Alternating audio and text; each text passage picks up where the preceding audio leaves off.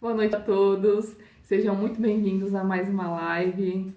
Meu nome é Elisângela, eu sou enfermeira e docente e hoje o tema vai ser a rotina do técnico de enfermagem na UTI e os desafios enfrentados durante a pandemia.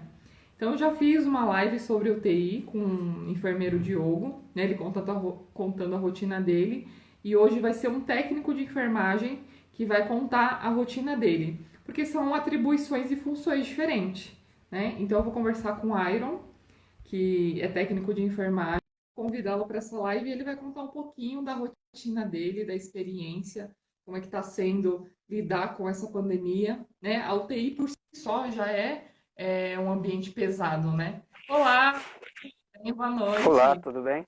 Boa noite. Seja muito bem-vindo. Primeiramente, eu quero te agradecer por ter aceitado o meu convite, fico muito feliz.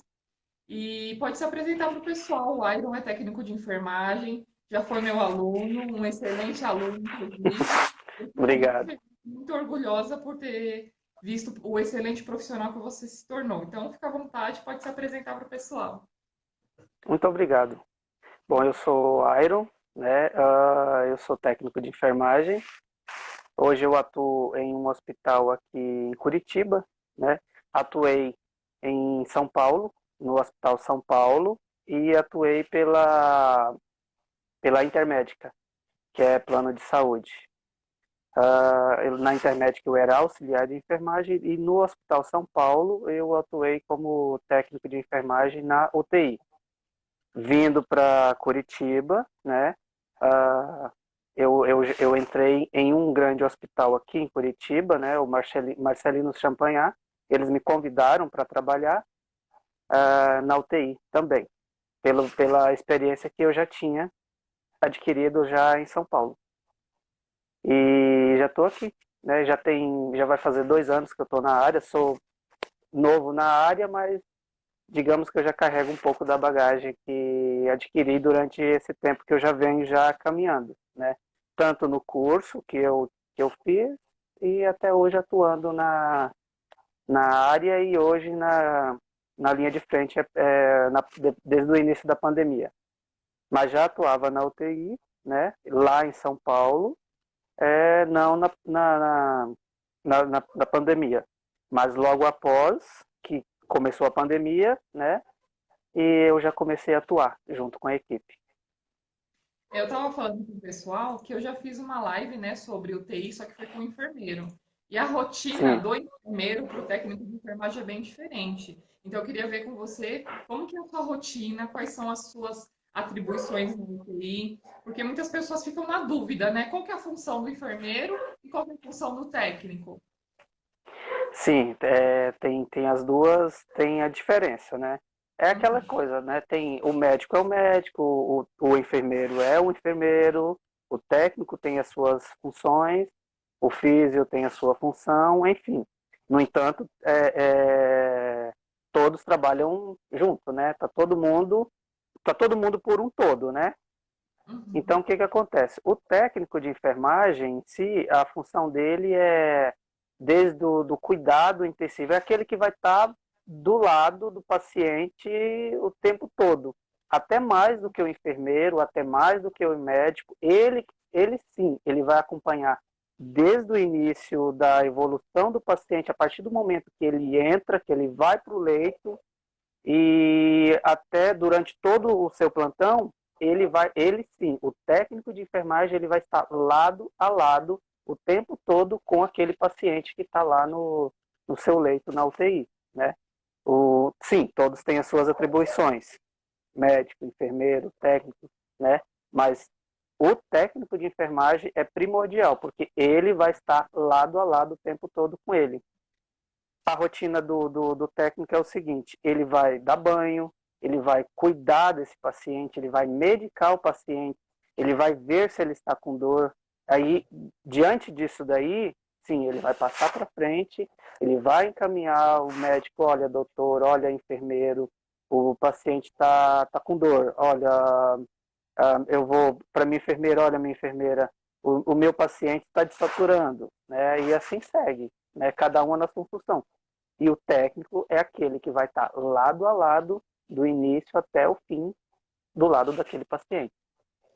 E por isso a importância do conhecimento do técnico, porque como o técnico está beira-leito com o paciente, então algum sinal que tiver descompensado, o técnico vai ser o primeiro, né? Por isso é Correto. importante a comunicação e o bom relacionamento de toda a equipe. Por exemplo, o Sim, sepsis, que é uma patologia muito comum, né, que tem na UTI. Então, se o técnico está ligado nos sinais vitais do paciente, que é verificado constantemente, ele sinaliza ao enfermeiro: olha, enfermeiro, eu percebi que a temperatura do paciente ele está com febre, taquicárdico, desaturando. Então, você já acompanha os sinais para aí sim passar para o enfermeiro verificar e passar para o médico e já abrir um protocolo de sepse. Inclusive, vai ser o tema de quarta-feira sobre sepse, que é uma doença que tem, uma patologia que tem crescido muito e que dá para ser evitado, né? Então, a gente, e sim, leva em altos índices de morte, inclusive, também.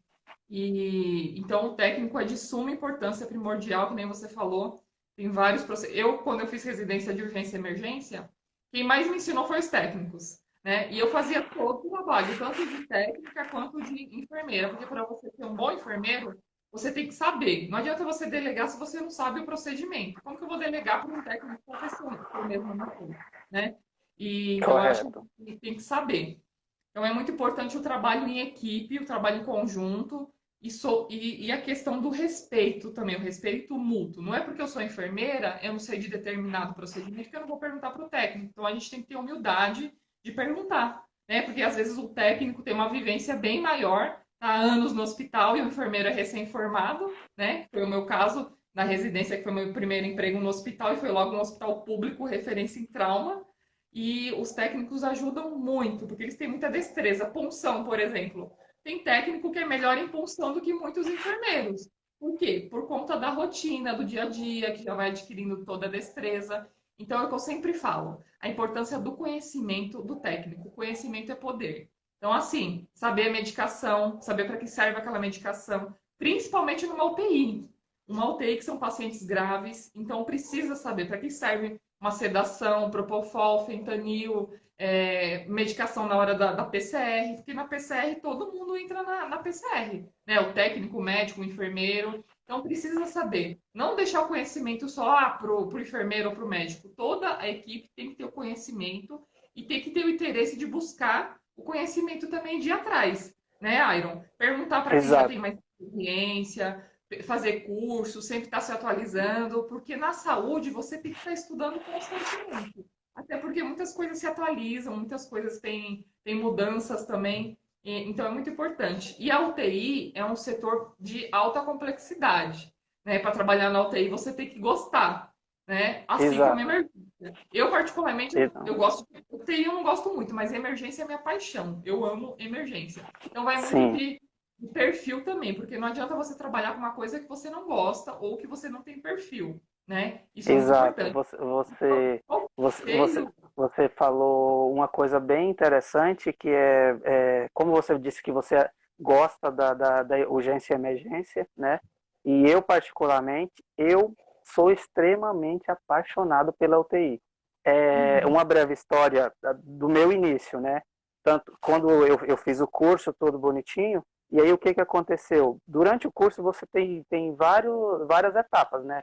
A urgência, emergência, Uhum. pronto-socorro, tem a pediatria, todas as áreas da enfermagem, das atribuições do curso que eles te dão, né? Mas a minha visão era a UTI, né? Mas né, como era a última matéria que a gente teve, né, durante o curso, e a minha visão era o seguinte: caramba, será que eu vou conseguir entrar na UTI?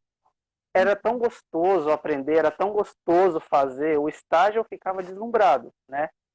Tanto é que foi no primeiro estágio, quando fomos pro hospital, uma das enfermeiras tinha necessidade de ajuda na UTI, e tanto é que o nosso professor, que era um querido, o professor Fábio, ele falou assim: olha, eu tenho os meus alunos, mas eu não vou poder dispor deles.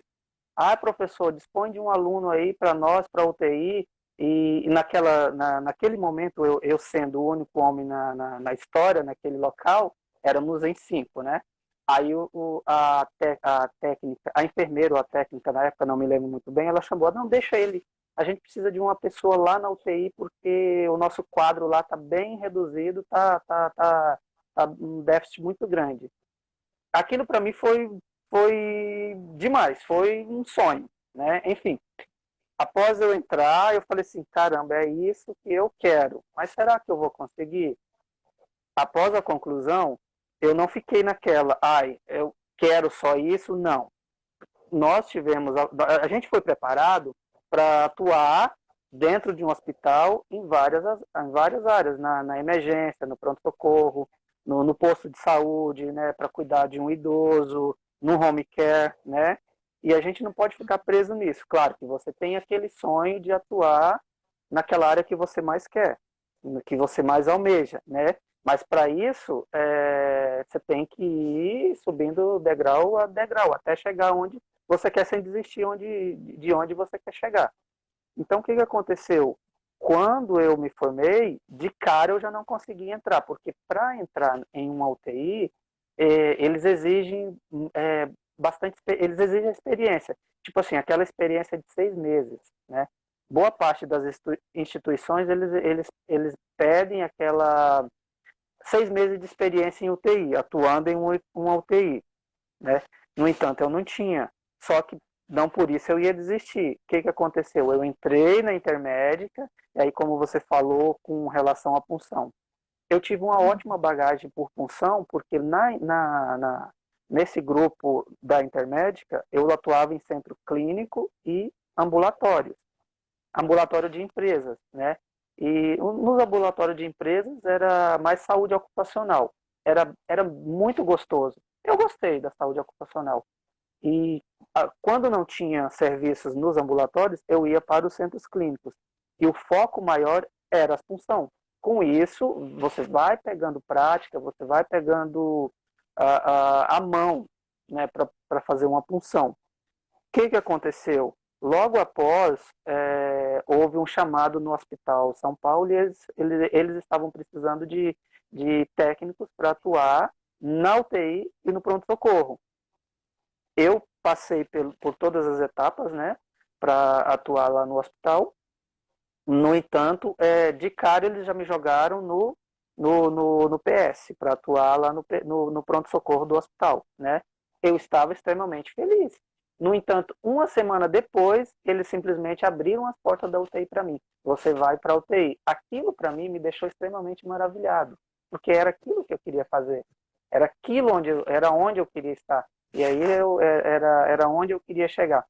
E com relação à equipe, um entrosamento com a equipe, com o médico, com os enfermeiros, isso também é de vital importância, porque isso sim é a demanda da melhora do paciente com o entrosamento da equipe é bastante significativo. E isso com certeza ajuda bastante. Se você tem um entrosamento bom com o seu enfermeiro, uma boa comunicação com ele, né, para poder avaliar bem o seu paciente, com certeza a recuperação desse paciente vai ser de vital importância e maior agilidade. A comunicação efetiva realmente faz toda a diferença. Com certeza, você falou tudo agora referente à comunicação efetiva. Inclusive, faz a diferença na vida do paciente. Por exemplo, uma PCR. Se não tem aquela comunicação efetiva, aí vai 2 para massagem, 2 para medicação. Então, tem que ter Sim. aquela ordem. Você vai para massagem, você vai para medicação, você vai ambusar. Porque se não tem comunicação, vira uma bagunça, né? E Vira uma bagunça, exatamente. Vira uma. De imediato. Tanto a UTI quanto a Uhum. emergência são atendimentos rápidos. Então não pode ter aquela divergência, aquela briga interna, né? Ah, eu vou fazer isso. Não, mas eu quero fazer isso. Ah, você vai dar banho naquele paciente, mas eu não quero que ele está entubado, ele está com vários dispositivos. Então tem todas essas questões também. Tem um comentário aqui, Iron. Sim. Eu estou terminando o curso técnico de enfermagem e meu sonho é trabalhar no SAMU. Eu amo cuidar do próximo. Então, se é o seu sonho, corra atrás. Que nem você falou, Iron. Você achou que não ia conseguir, Exatamente. teve dificuldades, mas com persistência, força de vontade não é fácil no começo, né? É difícil, Não. mas não pode desistir. Siga em frente e realize seu sonho. Eu já trabalhei em ambulância também, é uma área que eu gosto muito de ambulância. E a gente tem que fazer o que gosta, porque senão a gente acaba sendo um profissional frustrado, trabalhando com o que não gosta. Lógico, você Sim, vai ter experiências que é necessário para chegar no degrau acima, que nem você falou, que teve na intermédica, praticou bastante a punção, e isso ajudou a você estar onde você está, né? Então, lógico, nosso primeiro emprego não vai ser de cara com o que a gente gosta, né? Então, a gente vai ter que passar por outras experiências também até chegar o objetivo final. Tem um comentário do Charles. A resolução do COFEN entra em divergência com a Anvisa, conforme a complexidade, mais da metade deveria ser enfermeiro. Como esse dimensionamento funciona na sua região, Iron, referente à UTI? tanto o que eu venho notando é o seguinte, tanto em São Paulo quanto aqui, o direcionamento maior das UTIs ainda continua sendo técnico. Um Uhum. exemplo, lá em São Paulo, quando eu fui contratado, eles contrataram, no mesmo dia, eles contrataram 32 pessoas, 32 técnicos de enfermagem e 4 enfermeiros, né? Então, a demanda ainda era maior ainda para técnico, para atuar tanto no pronto-socorro quanto na UTI. No entanto, nós ficamos 2 semanas no atendimento lá no pronto-socorro e depois a gestão, os coordenadores da UTI, que era do sexto e sétimo andar, eles desceram e eles queriam escolher daqueles novos que foram contratados, eles queriam 3 técnicos e um enfermeiro, né? Os outros demais ia ser direcionados tanto para o pronto-socorro ou então para a clínica médica, que eles iam direcionar, né? E nessa hora, o que aconteceu? Eles escolheram os 3 técnicos, perdão, 3 técnicos para subir para a UTI e um enfermeiro apenas, né? Então, ou seja, ainda a quantidade de atendentes ainda dentro da UTI ainda continua sendo os técnicos ainda. Na realidade, Ou no Brasil, seja, né, a quantidade maior de contratação é de técnico do que de enfermeiro. Nos de Estados técnico Unidos, para por enfermeiro. exemplo, a demanda é maior de enfermeiro, mas aqui no Brasil é técnico de enfermagem. Aqui no O que Brasil ainda é ainda é técnico, e eu vi, lá eu atuava era um hospital público, e a demanda era do mesmo jeito, a quantidade maior de técnicos, e aqui é um hospital particular e a quantidade ainda permanece técnico. Assim, não tenho ideia se realmente é esse número, mas penso eu que seria uns 7% técnico e 3% enfermeiro atuando. mais ou menos isso. Inclusive, tem algumas UTIs de hospitais públicos que tem auxiliar também que trabalha na UTI. O correto seria técnico, mas tem alguns lugares que tem auxiliar também. E como é que foi essa Sim, mudança brusca, Iron, de atendimento devido a essa pandemia? Teve muita sobrecarga na UTI? Você presenciou muitos casos de Covid? Como é que funcionou isso aí onde você mora? então, o início, o epicentro da pandemia aqui no Brasil, vocês viram nos noticiários que aconteceu mais em São Paulo. Tanto é que o número maior de casos foram confirmados em São Paulo.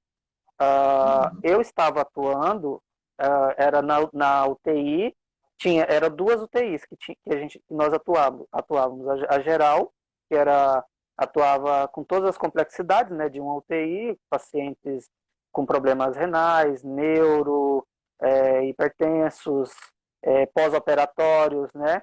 E no andar que eu estava atuando, eram 3 UTIs. Né? No mês de fevereiro, ele já estava todo aquele comentário, a nova doença, a pandemia, coronavírus, e vão começar a receber os pacientes. O hospital irá receber os novos pacientes contaminados com a nova doença, que é o Covid-19. O hospital vai receber. E aí, ou seja, todo mundo ficou assustado, porque naquele momento ninguém estava preparado por tudo isso. Ninguém estava preparado. ou seja, digamos assim, todo mundo estava acomodado nas patologias que realmente estava tendo, todo mundo já trabalhava, ninguém sabia. Para receber uma nova doença que estava começando, ninguém sabia muito, ou seja, o conhecimento era mínimo, no geral, né? Então todo mundo tinha que correr atrás naquele momento e procurar saber o máximo possível, porque num determinado momento ia se deparar com a doença em si, né? E quem é que ia atuar com esse pessoal? Ia ser o pessoal que trabalha nas UTIs. Então, o que aconteceu? Eram 3 UTIs no andar onde eu atuava. E eles iam destinar uma UTI apenas para esse pessoal que chegasse os contaminados pela doença, pelo Covid-19. Só que aí, no mês de fevereiro, né, o que aconteceu? Chegou o primeiro paciente e foi aquele alarde total, né? Mas teve que atender. E aí começou os protocolos, a forma de se paramentar, todos os cuidados em geral que todos os colaboradores iam ter que ter para receber aquele paciente, né? E foi até engraçado que veio um, logo após apareceu outro, e aí a epidemia foi se alastrando, foi aumentando, e a quantidade de casos foi aumentando, e eles estavam mandando para lá.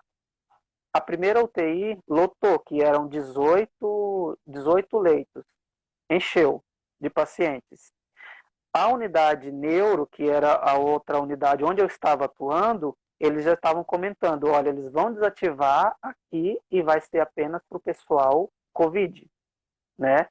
E eu fiquei de folga por 4 dias. Quando eu voltei, na unidade que eu estava, eles já estavam blindando tudo, fechando tudo, para poder receber os novos pessoal. Ou seja, e todos os profissionais que estavam lá ia trabalhar com esse pessoal, né? Alguns profissional pediu demissão, outros realmente falaram que não ia atender, que não ia ficar com esse pessoal, que se quisesse que mandasse embora, né? Medo, Só que né? o medo em si, ou seja, pegou muitos despreparados, então muitos ficaram com medo. Não quiseram se capacitar, ou seja, eu falo o seguinte, encarar aquela situação para muitos foi muito difícil, né, Uhum. o início. Só que no meu caso, agora estou falando por mim, quando eu me deparei com aquilo, eu me vi o seguinte, houve pressão da minha família, né? Até todos falavam, não, você não vai, você está lá, você não vai trabalhar com isso, você pode pedir demissão, pode sair, você não vai trabalhar com isso, vai sossegar. Eu falei, não, agora que eu vou ficar, eu não vou ficar de fora disso.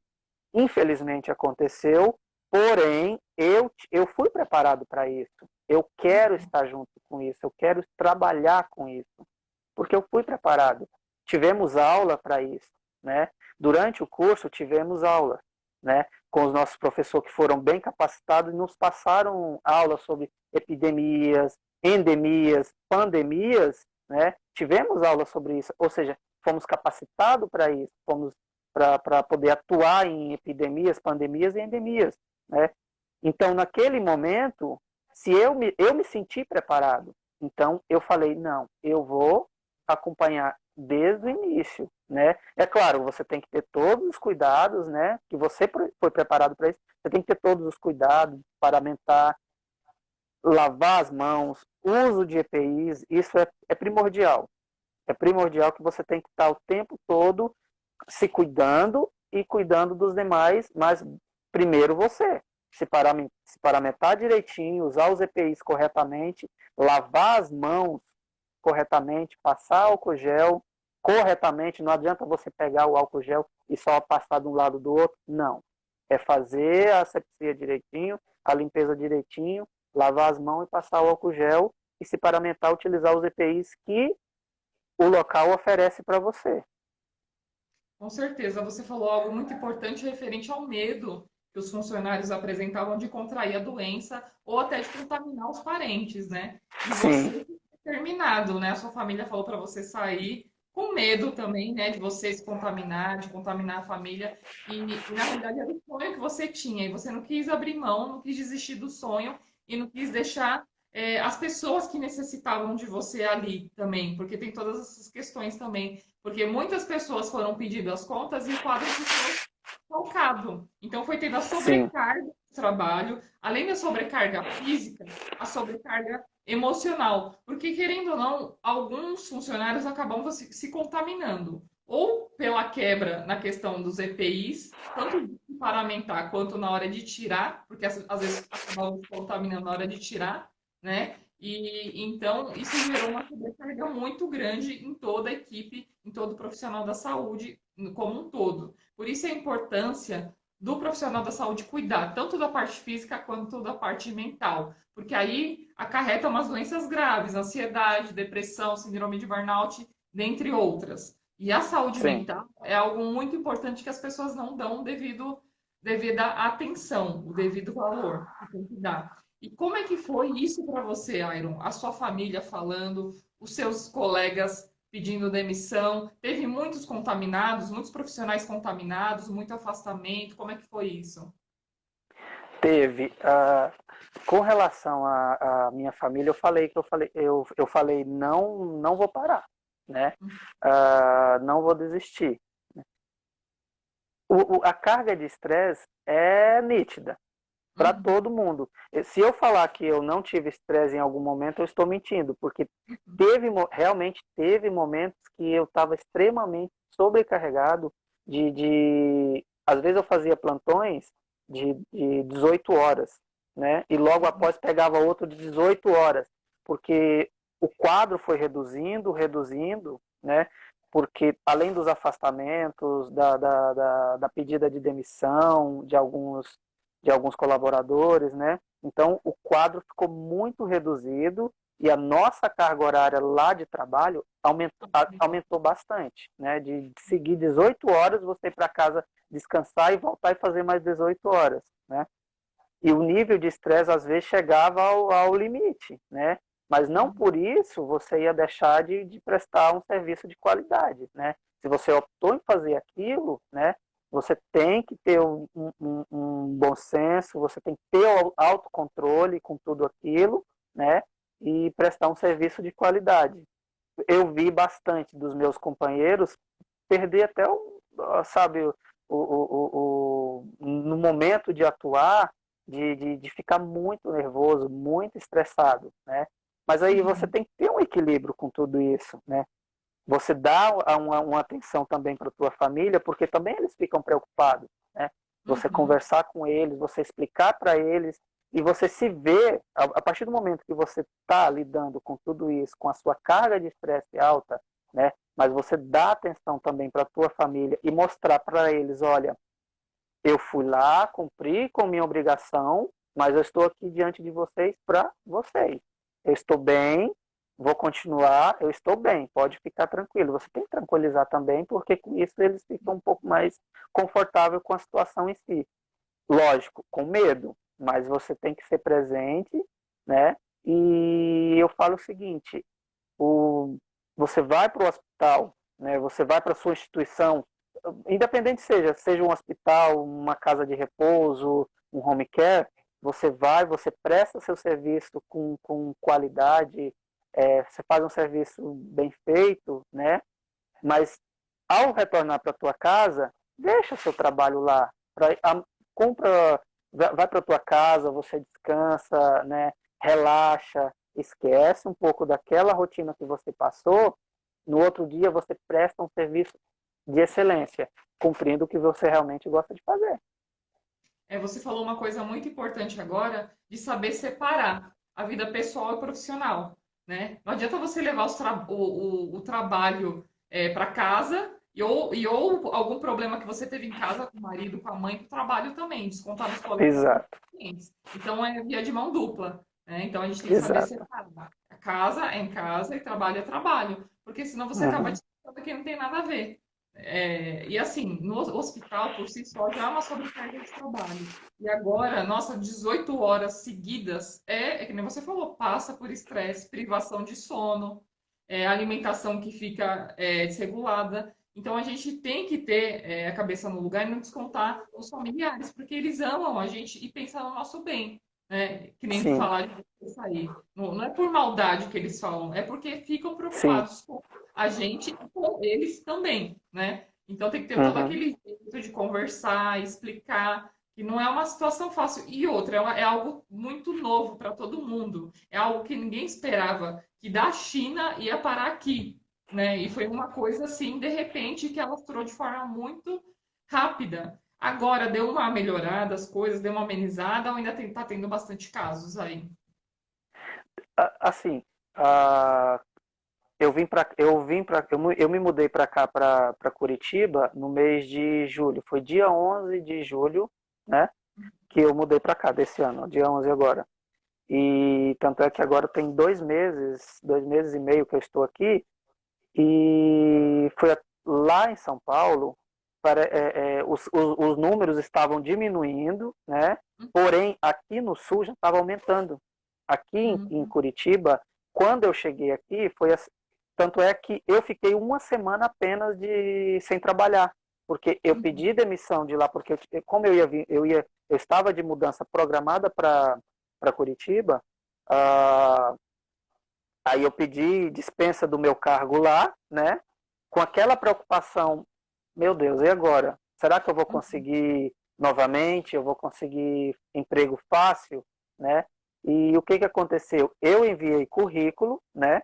Aqui para os hospitais de Curitiba.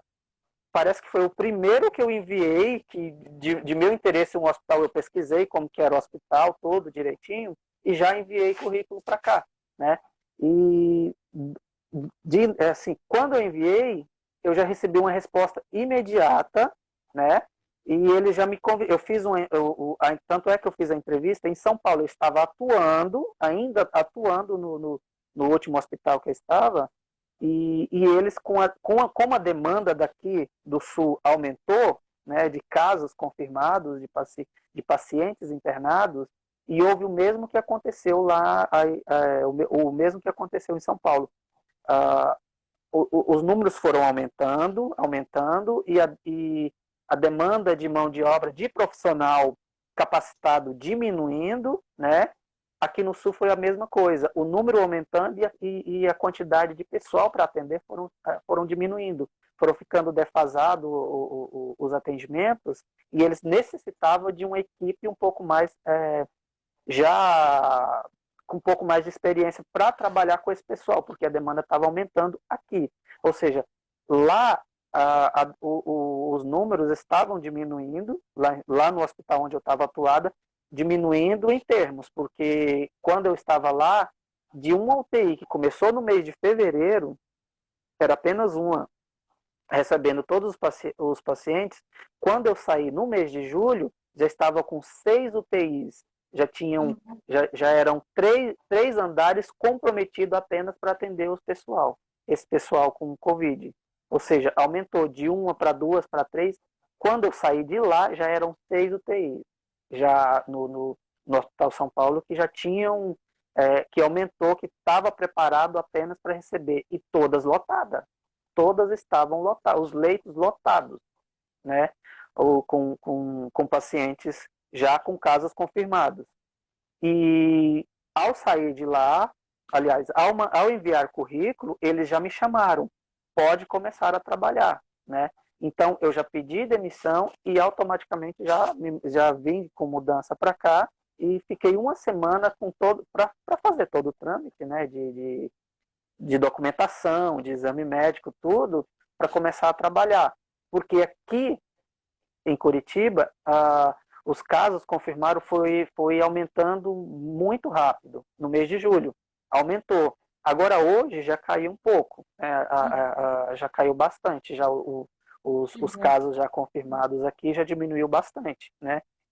Em São Paulo agora, às vezes eu converso com alguns companheiros que trabalhavam comigo, eles falaram também que lá onde eles estão atuando, lá no hospital onde eu estava atuando, já diminuiu bastante também, né? Mas ainda está recebendo o paciente. O problema de muitos pacientes com Covid é que eles entram e eles ficam muito debilitados. E aí o número de dias internados aumenta. Então eles Uhum. demoram a se recuperar, porque eles rebaixam muito rápido. É nítido você ver assim, ele entrar entrar entrar conversando consciente, orientado, e uma semana depois você entrar no leito para trabalhar com aquele paciente, ele já está entubado, Só piora, sedado, né? piora, é muito rápido, eles decaem muito rápido, né? E aí, ou seja, o tempo de internação acaba se prolongando mais ainda para esses pacientes. Alguns têm uma resposta bem um pouco mais rápida, mas alguns realmente é muito rápido o quadro deles com os problemas devido à doença em si. E aí já entra a questão de outras comorbidades também. Então, pacientes que já têm hipertensão, diabetes, obesidade, Obesidade, então exato. tudo isso já vai sobrecarregando e potencializando as complicações do Covid. Um conselho que você dá, quem está começando agora, quem está fazendo processo seletivo, qual conselho que você dá? O que geralmente cai nas provas que você faz, que o pessoal pergunta bastante? Então, o que eu falo é o seguinte, é manter-se sempre atualizado. Contudo, Uhum. estudar bastante. Sinais vitais é primordial. Você tem que saber. Você tem que interpretar os sinais vitais. Você tem que saber porque isso vai cair em todos os processos seletivos que eu já fiz. Sinais vitais é nítido. Então tem que saber todos os parâmetros de pressão, da pressão arterial, de temperatura, e todos os parâmetros vitais é primordial. Você tem que saber. E com relação também à medicação, é primordial. PCR, Medicação, exatamente. PCR, você tem que saber os passo a passo. Que mais? os clínicos também geralmente caem, né? Sim, Hipertensão. exatamente. A regra de três, a diluição de medicação, de medicamentos, também é bom você estar sempre a par de, da- dessas questões. Isso também cai. Uhum. Por isso a importância de estudar sempre. Você estudando, Sempre. você vai vendo uma coisa. Sempre E tá cai, atualizando, sempre alguma está coisa sempre cai se também. atualizando, acompanhando tudo, porque é muito rápido e todo dia está mudando, né? E aí eu falo o seguinte, atuando, quando você começa a atuar, né, você às vezes você tem algumas coisas que você fez no curso, mas às vezes você pode até esquecer, né? Você já não Uhum. lembra mais. Mas a partir do momento que você já está atuando, você está lá dentro, né? E aí sim, você remete na tua lembrança e você acaba lembrando das coisas que você aprendeu. E aí o que que você faz, né? Você começa a atuar, aí, por exemplo, entra uma medicação, né? O médico está lá na prescrição, você pega a prescrição, né? E tá lá prescrito um propofol. Ah, tá. Você simplesmente vai pegar aquela medicação e vai instalar no paciente sem saber o porquê, para que serve aquela medicação, quais os efeitos colaterais daquela medicação. Naquele momento, né, talvez, assim, muitos profissionais às vezes nem fica até com vergonha de perguntar. Aí eu falo Uhum. o seguinte, até para os companheiros meus, que quando começa a trabalhar junto comigo, né, eu comecei um dia, às vezes eu estava até meio perdido na coisa em si.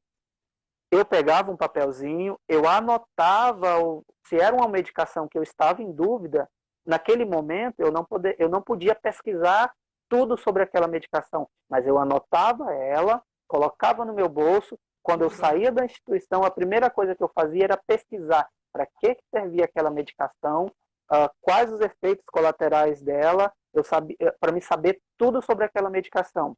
E outra coisa, quando um amigo meu começava, quando um companheiro começava, eu já chegava e falava para ele. Eu falava para o meu companheiro técnico de enfermagem, até enfermeiros, lá, porque como a demanda de profissional no início da pandemia aumentou, então entrou muita gente nova, né, recém-formados, tanto técnicos quanto enfermeiros, que vinham até mim e perguntava, para que isso? Eu pegava e falava, olha, serve para isso, para aquilo e para aquilo. Aí alguns falavam assim, eu tô com vergonha de perguntar para que serve esta agulha, para que serve esse gelco. Eu falava o seguinte, não precisa ter vergonha. Eu falava o seguinte, por mais idiota que seja a pergunta, não tenham medo de perguntar. Pergunta tudo, não faça nada na dúvida. Não se deve fazer nada na dúvida. Talvez a pergunta que você acha idiota, uma pergunta que você acha simples, não precisa ter medo. Por mais simples, por mais que você ache que seja uma pergunta idiota, faça essa pergunta, mas não faça nada na dúvida. A gente não pode fazer nada na dúvida. Exatamente, é melhor perguntar do que fazer errado e acabar prejudicando o paciente, né? Exatamente. Humildade de perguntar, não precisa ter medo, não precisa ter vergonha, todo mundo já começou um dia.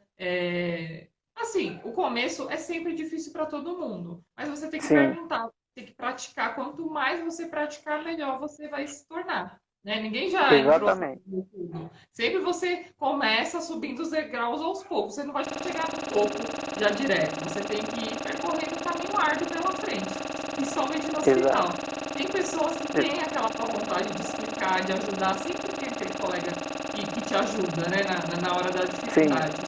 E qual foi o caso mais grave, assim, mais inusitado que você já presenciou na UTI? Porque tem diversos casos, né? Mas sempre tem aquele que chama atenção, um caso diferente. Bom, tem bastantes, né?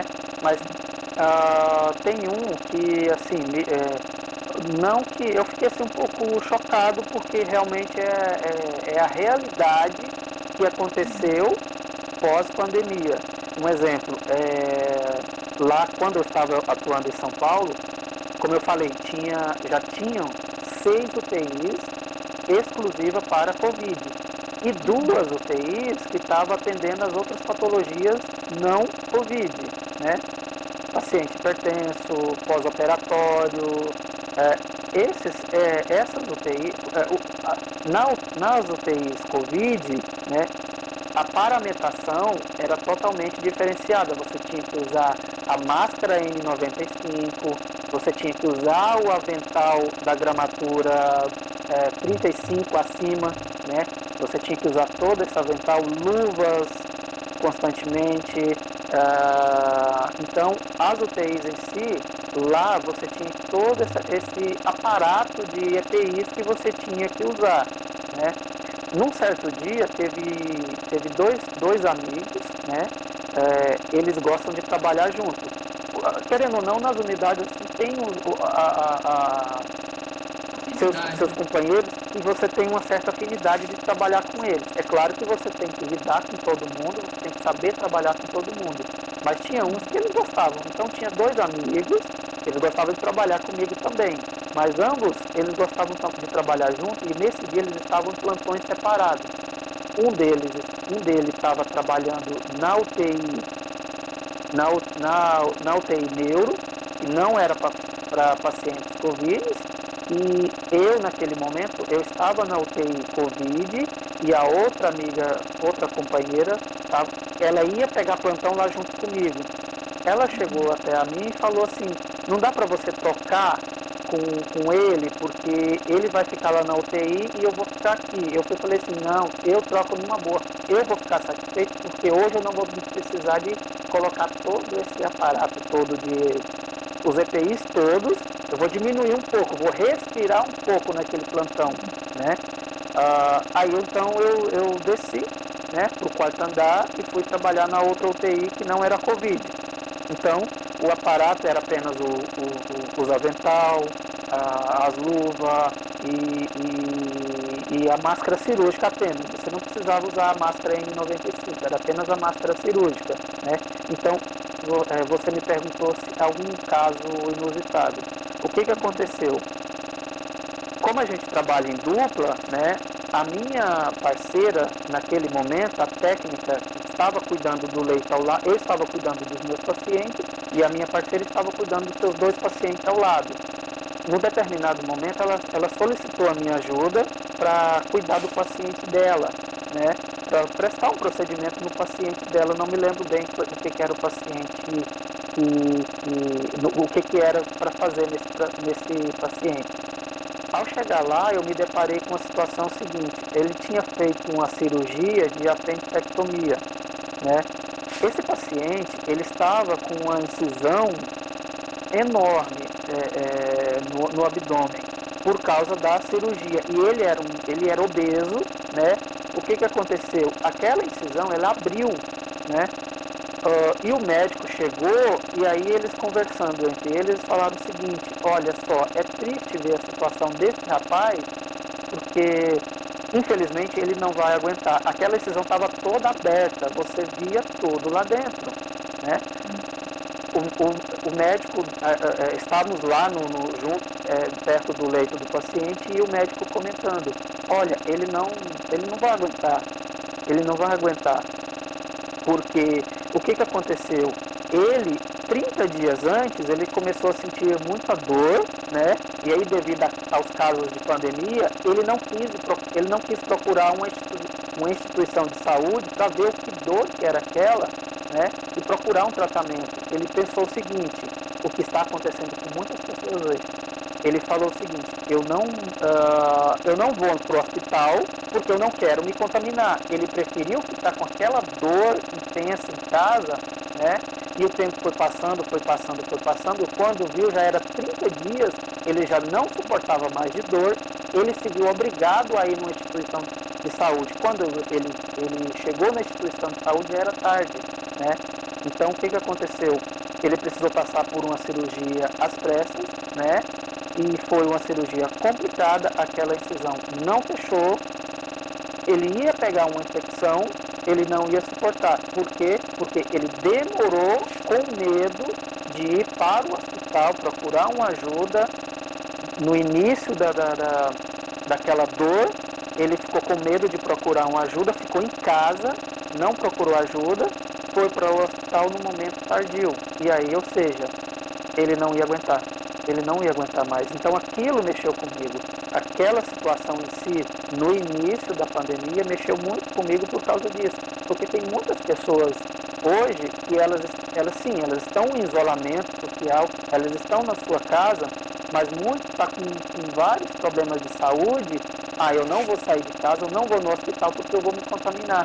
Mas às vezes ela fica lá na sua casa, não procura uma unidade de saúde, está com um problema extremamente grave. Não, eu estou com esse problema grave, mas se eu sair daqui e for no hospital, eu vou pegar um Covid. Aí vai ser pior. Então aí, 2 pesos e 2 medidas. Aí a pessoa, o quadro dela avança, ela passa mal, por ali mesmo ela fica. Isso mexeu comigo. Foi um dos casos que até hoje eu não esqueço. Eu fiquei triste em ver a situação daquele rapaz. Você tocou num assunto muito importante, porque muitas pessoas, às vezes, em casa, né, com febre persistente ou com algum sintoma de procurar atendimento médico e não vão justamente com medo de se contaminar. Só que, por exemplo, esse caso que você contou, talvez se esse rapaz tivesse procurado ajuda antes, ele não tinha teria acontecido todas. Então, é claro, eu não tô, não é qualquer dorzinha que eu vou procurar atendimento médico, né? A pessoa tem que saber quando ir ao hospital e quando ir num atendimento básico de saúde ou um tratamento em casa. Então, qual o conselho que você dá para as pessoas que estão assistindo? Quais casos seriam para atendimento médico e quais casos que dá para cuidar em casa, né? Porque também a pessoa tem que entender essa diferença. Quando procurar ajuda e quando ficar em casa e tomar uma medicação. Justamente para não acontecer esse tipo de situação. Um exemplo muito grande, se a pessoa está com febre persistente, né? Se ela está com febre persistente, aquela febre não passa, né? Aí já é uma suspeita muito grande de ela estar contaminada com Covid, né? Então, já é uma hora certa para poder procurar um atendimento médico, né? Uma gripe que não passa, é uma dor abdominal que não passa, enfim, esse tipo de sintomas já é uma hora certa de procurar, né? Agora, se uma simples dorzinha de cabeça, a pessoa, esse daí já não há tanta necessidade. Se ela conhece, porque geralmente as pessoas conhecem os seus sintomas. Se ela teve aquela gripe daquele mesmo jeito, ela viu que ela vai cuidar com as medicações que ela tem, e ela já teve aquela gripe daquele jeito, mas se ela notar alguma coisa diferente, já é o momento certo ela procurar uma unidade de saúde, né? Procurar fazer os exames direitinho e ver se realmente ela está contaminada, né? Chegando lá, aí ela vai ser avaliada e ver se realmente há necessidade de ser encaminhada para um atendimento mais específico, que seria numa UTI. E tem outras situações também, além do Covid, por exemplo, senhoras, que geralmente senhora tem problema de queda, e aí cai e acaba fraturando o fêmur, fraturando. Então, também é um caso de procurar o hospital para fazer um raio-x para ter o atendimento, né? Infelizmente, Sim. tem a questão do Covid, mas também tem a questão da fratura, que também é algo sério, principalmente em idosos, né? Então, Idosos principalmente, fratura de fêmur, né? Fratura de fêmur, né? É um caso extremamente sério, é uma porta de entrada para uma infecção, principalmente no idoso, né? Com relação a risco de queda, um idoso é fatal, tem que tomar muito cuidado, né? No caso de idosos, né? Com relação a quedas e fraturas em si. E tem tantos outros exemplos também, né? Diabetes descompensada também. Enfim, a gente ficaria aqui uma live inteira só dando exemplos do que procurar atendimento hospitalar e do que não procurar, né? E tem 880, Sim. tem gente que tá com uma unha cravada e vai no hospital procurar atendimento, né?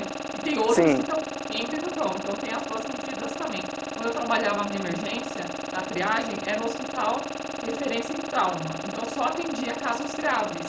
Então na triagem a gente ia fazer a seleção do que vai ser atendido ou não.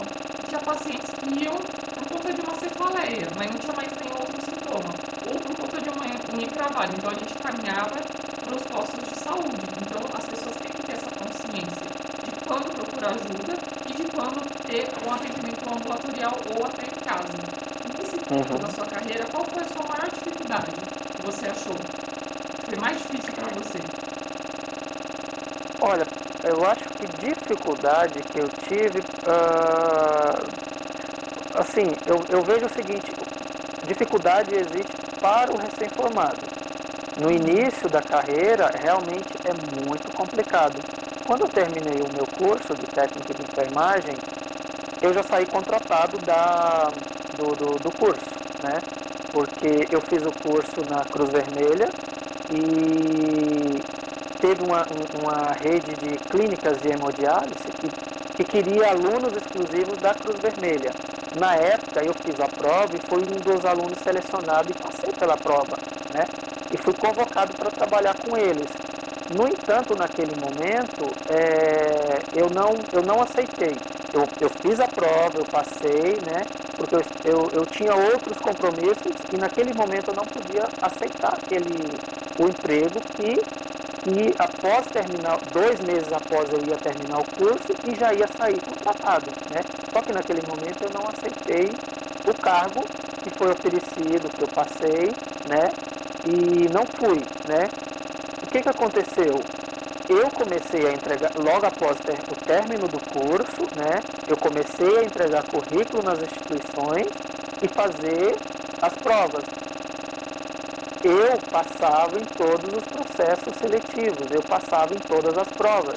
A minha parte teórica naquele momento estava perfeita, eu passava em tudo. Quando eu chegava na entrevista, eu falava que era um recém-formado e que eu não tinha experiências dentro do hospital, em alguma unidade, muitas das vezes eu era negado a minha entrada naquele local. Teve até um episódio que eu achei até interessante, que foi daí que foi onde eu consegui meu primeiro emprego. Eu fui convidado para um grande laboratório, eu fiz uma prova para um grande laboratório em São Paulo, né? fiz a prova, né? É um dos maiores que tem aí. Passei nessa prova, né? Era para trabalhar em uma das unidades, né, desse laboratório. E aí passei na prova, passei na entrevista. No dia da dinâmica, eram umas 30 pessoas mais ou menos na dinâmica, né? E na hora da dinâmica estavam eram 3 gestores que iam selecionar o pessoal que era a etapa final, né? Aí todo mundo ia ter que falar um pouco. A regra era o seguinte: olha, essa dinâmica é o seguinte, cada um de vocês vão vir aqui na frente, vocês vão falar um pouco da experiência de vocês, não mintam, vocês vão falar quem vocês são, o que vocês já fizeram, né, que cursos que tem, né, e como chegou aqui, né, e o que espera da instituição. Naquele momento que eu fui chamado, né, e eu contei um pouco da minha vida, como que eu cheguei lá, né, naquele exato momento, né, de todas as etapas, como que eu cheguei. Eu falei o seguinte, naquele momento eu falei o seguinte: muito bem, como vocês falaram que não era para mentir, e era para ser sincero, eu vou falar um pouco, eu vou ser um pouco sincero, eu vou ser bem sincero agora. As grandes instituições, como vocês, né, que é um grande laboratório, como vocês, eu deveria dar oportunidade para o recém-formado. Vocês têm que dar oportunidade para essa pessoa que acabou de sair do curso, que se formou, para mostrar se ele tem capacidade ou não. Essa pessoa que é o recém-formado, vocês têm que dar uma oportunidade para ele, para mostrar se tem capacidade. Por que existe 90, né, o 45, 90, que é 45 dias de experiência, e os 90, que são os 3 meses de experiência. Se em 45 dias a pessoa não evoluiu e não mostrou capacidade, para mostrar se ela tem capacidade para atuar, vocês mandam embora. Se deu os 3 meses de experiência, se a pessoa não evoluiu ainda, manda embora. Mas vocês têm como, por ser um grande laboratório, vocês têm que dar oportunidade para quem é recém-formado para mostrar se realmente tem capacidade ou não. Conclusão da história: penso eu que eu fui muito enfático, fui muito realista. Eu não fui aprovado. Eles não me chamaram. No mesmo dia, eu recebi um e-mail falando que naquele momento eu não fui aprovado dali por diante. Que meu currículo, aquela mesma história, meu currículo vai ser guardado para uma próxima etapa. Conclusão: era um e-mail coletivo que foi enviado para todos, né? E teve uma colaboradora que estava no mesmo dia, ela enviou um e-mail para mim, né? Uma das colaboradoras que fez a entrevista, que fez todo o processo junto comigo, ela enviou um e-mail para mim perguntando: você foi chamado? Você recebeu o e-mail deles avisando que você foi convocado? Aí eu, no e-mail, peguei o telefone dela e conversei com ela. Falei assim: não, amiga, eu não fui chamado, não fui convocado. Eu já recebi o e-mail falando que eu não fui selecionado, que eu não fui convocado. Ela até falou assim: nossa, eu não acredito que você, das pessoas que estavam lá, você foi um que mais gesticulou bem, que falou bem, que conversou bem, que deu uma palestra boa, entendeu?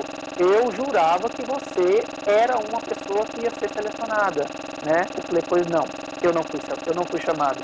Ela falou o seguinte: vá na Intermédica que eu tenho certeza que eles vão te chamar. Porque ela falou o seguinte: eu atuei na Intermédica por 6 anos, né?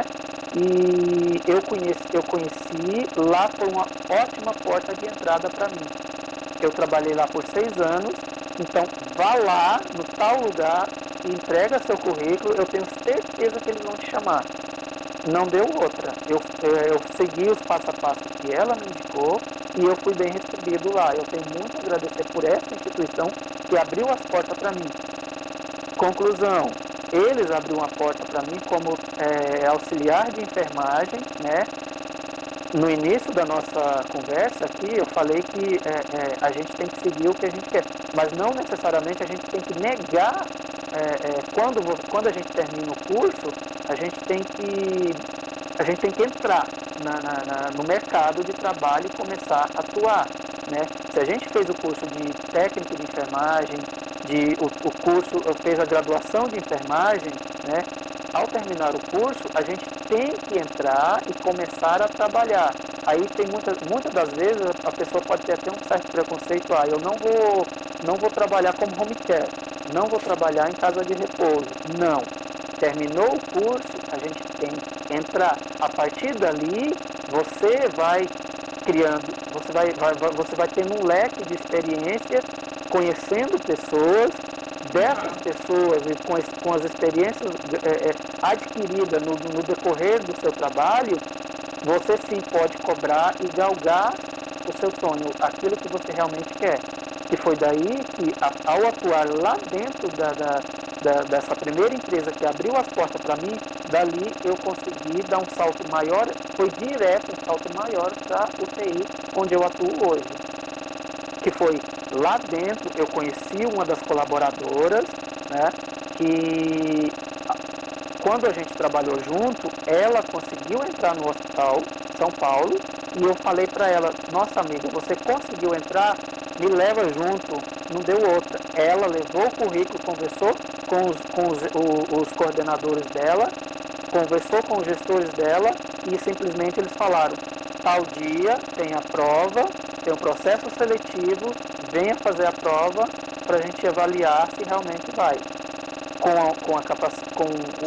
Aí eu estudei, me preparei e a partir daí consegui chegar onde eu estava. Isso que você comentou agora acontece muito com o recém-formado. Às vezes passa na prova, aí chega na hora da entrevista, a pessoa vê que é recém-formado no contrato. Só que assim, o recém-formado tem que ter a primeira oportunidade, porque senão todo mundo começou um dia como recém-formado. Tem algumas instituições, algumas poucas instituições que dão até preferência para recém-formado, porque não tem aqueles vícios, né, de funcionários. Os vícios, aqueles vícios, né? Aqueles vícios que a gente já conhece, né? Mas infelizmente é bem complicado o recém-formado conseguir. E aí entra de novo aquele ponto que a gente falou sobre se atualizar, estudar, porque faz a diferença também.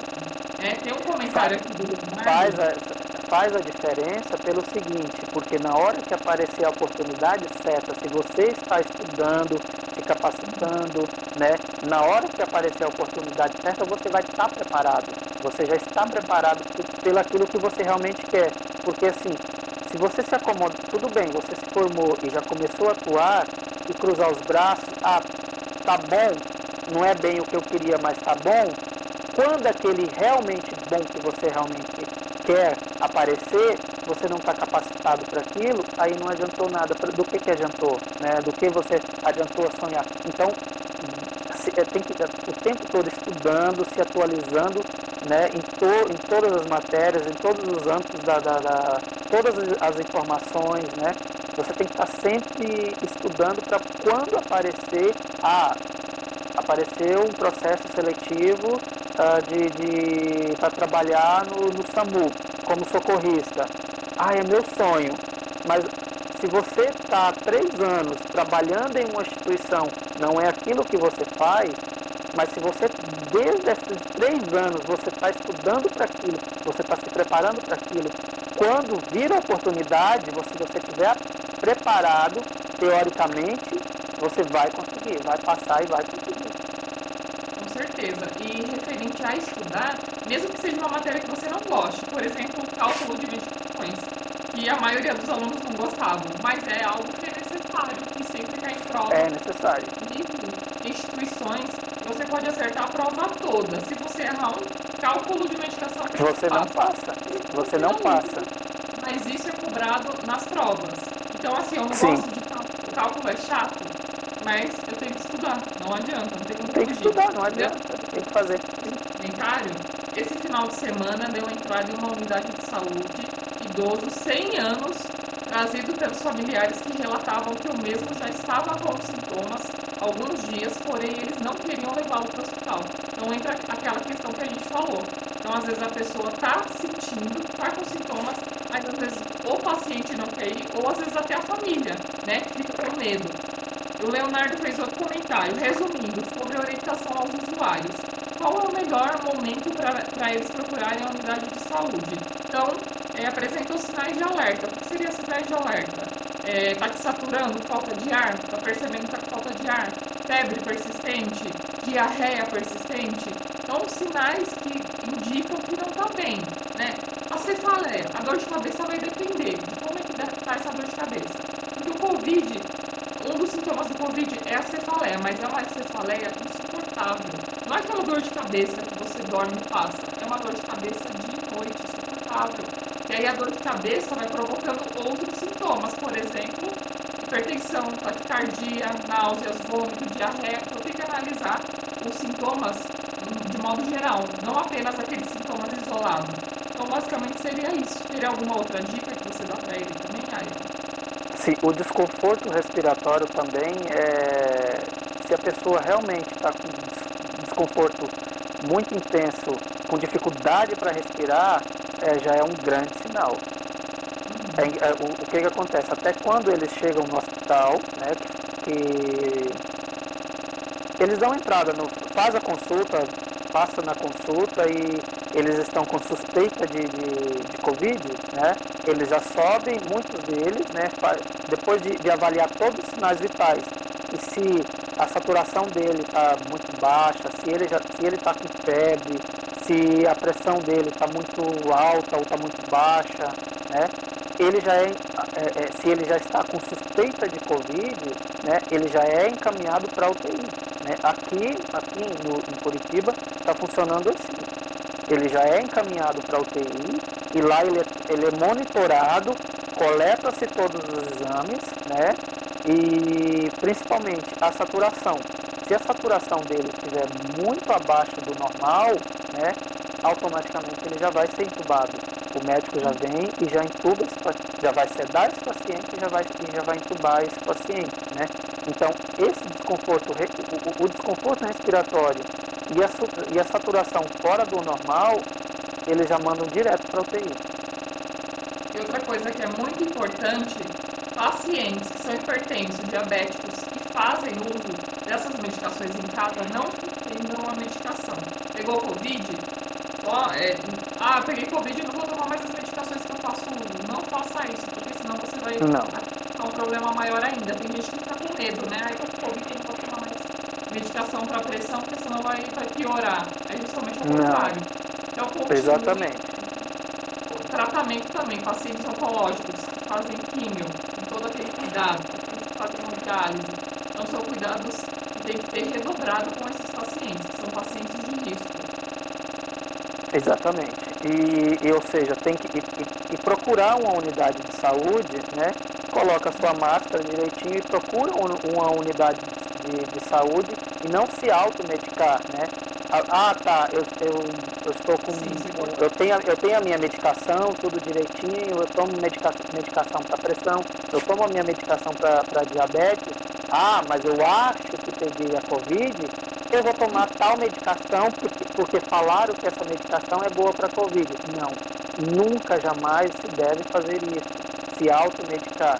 Tem que procurar um médico, né? Ele sim vai avaliar, vai solicitar seus exames, né? Se a pessoa está com suspeita de Covid, ela vai fazer o seu exame, né? Vai continuar tomando, o médico vai perguntar que medicação que ela já toma, quais os sintomas, quais as doenças preexistentes que ela já tem, né? E ele vai continuar. Daí sim, ele vai indicar a medicação correta. Se realmente ela está com sintomas, se realmente há necessidade dela ser encaminhada para a UTI, ou se ela vai terminar o seu tratamento em casa, tomando a sua medicação, mais a medicação que ele prescrever. E não aquela medicação que eu acho que eu devo tomar. Não. Porque falaram que tal medicação, na televisão está falando aquela medicação que eu tenho que tomar, aquela medicação que é a própria para Covid. Não. Isso é se automedicar e é tomar uma medicação sem saber realmente o seu propósito, se realmente ela vai funcionar. Se você tem uma doença pré-existente, corre o risco de você acarretar outro tipo de doença mais grave. Você falou algo muito importante, que é se automedicar. Tem pessoas que assim, eu tô com insônia, a minha irmã tomou aquele remédio, fez muito bem para ela, ela dormiu, foi uma maravilha, vou tomar também. Só que aí é que tá a questão, cada organismo reage de uma maneira diferente. Então, às vezes o que fez bem para ela não é para isso fazer bem para mim. Às vezes eu tenho um problema cardíaco e não sei. Então, toda a medicação que for tomar tem que ser com orientação médica, fazer exames, para saber o que está tomando. E por conta também da questão de eventos adversos. Toda medicação tem efeitos colaterais. Todas. Sim. Então, saber o que você está tomando e a dosagem que você está tomando. Porque às vezes não é uma dosagem específica para você. Às vezes a sua dosagem tem que ser maior ou menor, ou às vezes tem que ser alguma outra medicação com outro componente. Então, fiquem muito atentos com essa questão de automedicação. De automedicação. Está fazendo bem, está fazendo pior, está fazendo mal. Né? Não é verdade? Exatamente. Exatamente. E é o médico que vai determinar. O médico que vai determinar qual a medicação, porque ou seja, talvez tenha a minha cunhada, o médico receitou tal medicação porque eu tenho uma medicação para hipertensão. A minha pressão está extremamente elevada. Mas a minha também. Porém, os exames daquela pessoa que é magrinha, que tem seus 48 quilos, 50 quilos, né? Mas porém tem a pressão alterada, o médico determinou tal medicação para pressão. Mas aquela outra pessoa que é minha cunhada, tudo, toma e eu já sou um obeso. Não, é determinados exames, o médico vai determinar qual medicação para tal pessoa, com os exames corretos, ele sim vai determinar qual medicação você deve tomar. E não, só porque tal pessoa toma aquela medicação, ela está bem, eu vou tomar. Não, tem que passar pelo médico, ele sim vai determinar qual a medicação que você tem que tomar. E não se automedicar porque tal pessoa está tomando aquela medicação. E outra coisa também, você tem que saber se você é hipertenso ou se você teve um pico hipertensivo. Às vezes você teve um pico hipertensivo porque passou nervoso, porque abusou no sal, né? Então tem essa diferença também. Não é porque você teve uma medição alta que você já é hipertenso. Então por isso a importância de passar no cardiologista, fazer os exames cardiológicos, fazer o Holter, o mapa, enfim, os exames específicos para ver se você é hipertenso, se você já tem histórico de hipertensão na família, tudo isso, e ver se vai precisar de medicação ou se só uma alimentação saudável, uma atividade física resolve. E tem casos que a reeducação alimentar e uma atividade física resolve, outros não. Outros casos precisam de intervenção medicamentosa. Enquanto menos medicação você tomar, melhor é. Tem gente que é hipocondríaco, quer tomar um monte de medicação, já outro não quer tomar nada, né? Não deve. Tenta, né? Então, infelizmente, nosso tempo da live acabou. Muito obrigada pela sua participação. Eu que agradeço. Produtiva, muito boa. E parabéns, eu estou muito orgulhosa de ter um aluno assim como você, que ama o que faz, que está realizado com o que trabalha, que isso é muito importante. E se você quiser, quando você quiser, a gente pode marcar outras lives também, que eu acho que o pessoal gostou bastante, teve bastante interação. E ajuda muito quem está começando agora também, porque quem está começando agora tem muitas dúvidas, às vezes esquece de nadar, não sabe como funciona, e você contando aqui a sua experiência, já dá uma clareada assim na mente do pessoal que está assistindo. Então pode ficar à vontade e infelizmente vamos ter que finalizar, porque passa muito rápido, 1 hora parece que falar, principalmente algo que a gente gosta, passa tão rápido que a gente nem vê. Passa rápido, você quer falar, porque eu sou apaixonado por tudo isso, eu adoro, né? E aí o que eu falo é o seguinte, para quem está começando, não desista, né? Não desista do seu sonho, né? Estude bastante, se atualize o tempo todo, não descuide dos estudos, né? Ou seja, terminou o curso, entra, começa a trabalhar. Eu não quero trabalhar em casa de repouso, mas se lá no teu bairro tem uma casa de repouso que está contratando naquele momento você está desempregado mas eu não gosto de trabalhar em casa de repouso. Mas você terminou o curso, você tem que começar. Entra, começa, se atualiza e vai procurando. Vai procurando, porque a partir do momento que você está dentro do mercado, que você está trabalhando, que você está se atualizando, as portas vão se abrir e você vai atingir, se você realmente é determinado, as portas vão se abrir e você vai conseguir atingir seus objetivos. Eu terminei o curso de técnico de enfermagem agora, eu quero trabalhar, eu quero ser socorrista do SAMU, mas naquele momento não tem, mas tem como home care, entra como home care, você vai aprender a cuidar de um idoso, de uma senhora, de uma criança, no home care. A partir dali você já está se capacitando, você está aprendendo a cuidar de pessoas. A partir do momento que você sabe cuidar, as portas vão abrir e você vai atingir seus objetivos, estudando, se atualizando e correndo atrás. Com certeza vai conseguir. Com certeza. O pessoal aqui está parabenizando pela live, que aprenderam bastante. Foi uma live muito interessante, muito produtiva. Teve um comentário aqui: salva essa live, por favor, eu entrei agora. Para quem entrou agora, fiquem tranquilos, que a live fica salva no feed do Insta, e aí vocês podem ver completa. Eu vou passar pro Iron também, ele vai divulgar os contatos dele. Porque assim, a live, infelizmente tem gente que tá no plantão, tem compromisso e não consegue ver ao vivo, mas o bom é que tem essa possibilidade de assistir depois porque fica salvo. E já teve até um comentário aqui, Iron, de uma sugestão de fazer uma live sobre medicamentos, sobre cálculo de medicações. Sim, muito bacana. Tem muitos assuntos para falar na enfermagem, né? Por isso que Muitos. Tantos Olha, temas. São muitos temas, é muita coisa, é um campo muito vasto. Mas se você todo dia, você estudando um pouquinho que seja, você vai, a bagagem que você vai adquirindo é bastante. Então todo dia tira um tempinho, 20 minutos que seja, para você pegar um papel e você fazer um cálculo, você com certeza isso vai agregar muito nos processos seletivos que você vai fazer. Se tirar uns 20 minutinhos, 10 minutinhos, você pega um rascunho lá, eu lembrei. Ou então, um exemplo, como eu falei durante a live, eu falei o seguinte: se eu estou atuando, eu pego a minha prescrição, está lá uma medicação, gente, eu não sei que medicação é essa. Se naquele momento não tem como você perguntar, anota ela num papelzinho, anota na mão que esteja. Mas é claro que depois você vai lavar a mão, né? Anota no cantinho, quando você tiver jeito, para que tem o Google? Vai lá e procura que medicação é essa. Esteja sempre à frente de tudo. Não tenha dúvida de nada. Não tenha medo de nada. Pergunta. Por mais idiota que seja a pergunta, não precisa ter medo.